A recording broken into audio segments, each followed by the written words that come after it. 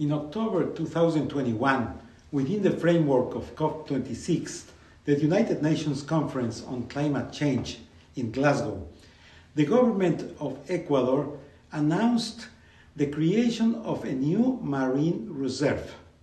On January 14, 2022, the President of the Republic, Mr. Guillermo Lasso, called for the signing of the executive decree by which the extension of the reserve was decided, adding 60,000 square kilometers to the existing area, which increased from 138,000 to 198,000 square kilometers.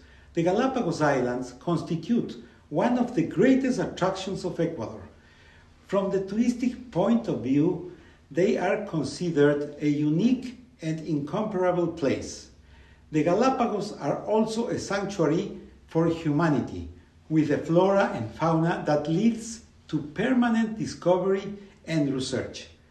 The sanctuary must be preserved, while it is necessary to take actions that lead to a decent life for the inhabitants of the islands. The state understands that the exercise and implementation of fundamental rights of all includes efforts resulting from a balance that will only be achieved thanks to agreements and consensus. The extension of the Galapagos Marine Reserve, decided by the Ecuadorian government, constitutes an ambitious action, which we are sure will have positive results. The benefits of such a decision are clear.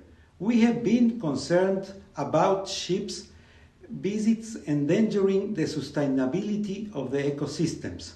Thus, it is proposed that fishing areas be reduced to preserve that balance, giving greater weight to our commitment to the human being and the conservation of flora and fauna.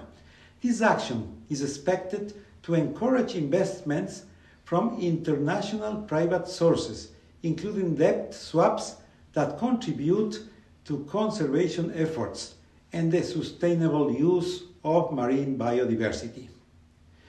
The Embassy of Ecuador seeks to highlight this decision in Canada, and in that sense presents a series of videos of prominent actors related to the archipelago who present their points of view on the subject, which I invite you to listen.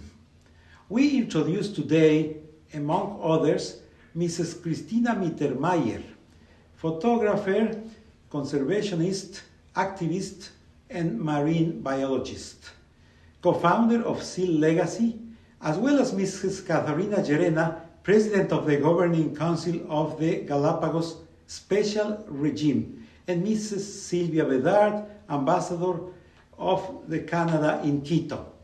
In a second series, we have the participation of Mr.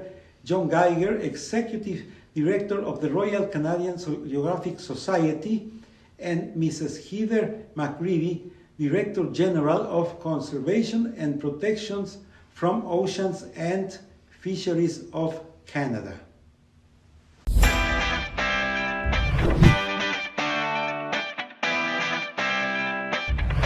La ampliación de la Reserva Marina en Galápagos es un suceso histórico que marca un antes y un después de la gestión ambiental del archipiélago. Gracias a esta decisión acertada del presidente Guillermo Lasso, fortalecemos la confianza y credibilidad en la gestión pública. Todos estos esfuerzos de conservación trazan nuestra ruta hacia la transición ecológica y la sostenibilidad de nuestras políticas. Cuidar nuestro planeta y sus recursos es responsabilidad de todos. From the point of view of your organization in order to support the efforts of both the people and the government of Ecuador?